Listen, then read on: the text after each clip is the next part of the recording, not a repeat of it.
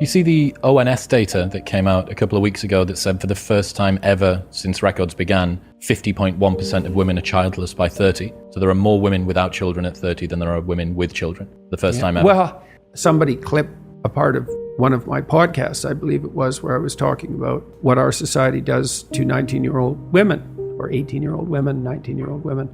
We just lie to them all the time. You know, the first lie is, there's nothing more important than your career, more or less by definition. So that's the first lie. The second lie is, there will be nothing more important to you in your life than your career. So that's the second lie. And then the third lie is, there should be nothing more important in your life than your career. So that's the third lie.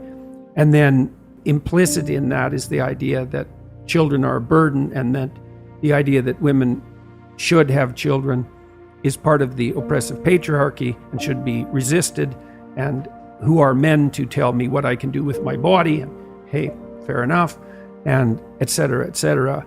Now, I've worked in female-dominated occupations my entire life. And so I've watched women progress through their professional careers at every level of attainment, from the lowest to the highest, and observed what happened. And relatively, I would say, bias-free, because I didn't know.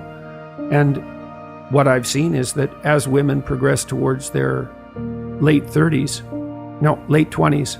there's a psychological transformation. And what happens is that they place less emphasis on their career and way more emphasis, particularly on having a child. And that really reaches a crisis point around 29 or 30 for the vast majority of women, and their attitude flips. And I've seen it flip very dramatically with many women. And I suppose the most single convincing evidence of that, I worked with high-end lawyers in Toronto for about 10 years. I was part of an organization. We went to law firms, high-end law firms, and said, send us your most productive people, and we'll help them iron out whatever wrinkles there might still be in their life. And the advantage to them is that things will go better for them, and the advantage to you is they'll be even more productive. And there's a good management dictum, which is pay the most attention to your most productive people, because they're bringing in the bulk of your revenue disproportionately. And so I worked with men and women who were at the peak of their careers in a very difficult enterprise. And so these were women who were generally very attractive, well put together physically, pretty stable psychologically, extremely conscientious, very, very smart, and high achieving from like junior high all the way through high school, university, law school, onto the top firms, rocketing up through the ranks, full partnership by the time they were 29 or 30. And all the law firms, all the women bailed out, all of them. The law firms couldn't keep them. And I was really, and I talked to the women a lot about this, because I was very interested in it, because I knew the law firms were bending themselves over backwards and tying themselves into knots trying to retain these women, because why wouldn't they? You know, just being greedy capitalists is enough. You know, they don't want to lose their high-performing women because they're performing at the highest level, and they couldn't keep them. The women wanted to have 9-to-5 jobs. They wanted to bind the job so they could have a life. And that was especially true once they got interested in having a child or had one. And what they really came to was a very interesting realization. So because they were highly conscientious women, they sort of did their duty and worked hard and diligently and didn't pop their head up to ask questions. They were in junior high, they got the best grades. They were in high school, they got the best grades, right till they reached partnership. But that's sort of an apogee, right? You hit partnership in a senior law firm, it's like you're at the top of your profession. Well, then what? Well, so then they looked around and they thought, here I am with all these like hyper-competitive men, perfectly willing to work 80 hours a week nonstop to stay at the top. What the hell are they doing? Because that's the real question. What is it that characterizes this small percentage of hyper-competitive men?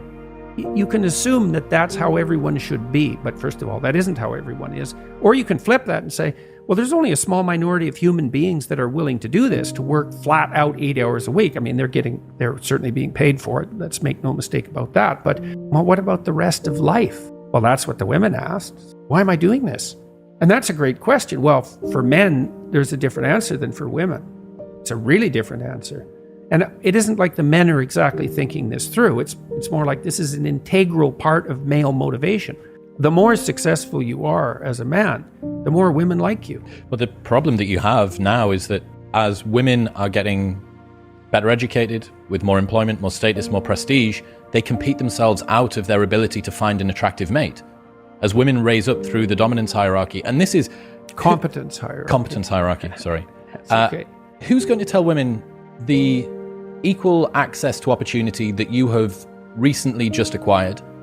Actually, what that's doing is it's making it more difficult for you to find a mate that you're fundamentally attracted to. Yeah, well, it does a lot of things. I mean, it does provide women with a lot more opportunity on the economic front. It does decrease their dependency on their mate in relationship to economic security. And countries that are willing to educate women, that's the best predictor of their future economic success. So if you look at developing countries and you want to find out what about a developing country is most likely to predict the fact that they will continue to thrive economically, it's their attitude towards the education of women. And a couple more things. Women's educational status predicts their children's educational status, but men's educational status doesn't. So that's also an important multi-generational effect. Or someone released a clip of me talking about some of the things we just talked about. And it went out on YouTube Shorts, and it's got like 5 million views in a month or something like that. And the comment section is unbelievably vitriolic. Because every single comment is vitriolic, and it's all from women. It's like, who is this old white bastard telling us what we should do with our bodies? You know, and I wasn't being judgmental. I was just saying exactly what I said to you, which is, well, I've watched women over the entire course of my life with, I would say, an affectionate eye. You know, I love my sister, I love my wife, I have a daughter, I love my mother. I'm pretty happy about women, all things considered. I don't have an axe to grind in relationship to how they should conduct their lives. I don't even know how they should conduct their lives. I've watched what happens. And I've also watched what happens to women who hit 29 or 30 and then can't conceive. And that is not fate I would wish on anyone.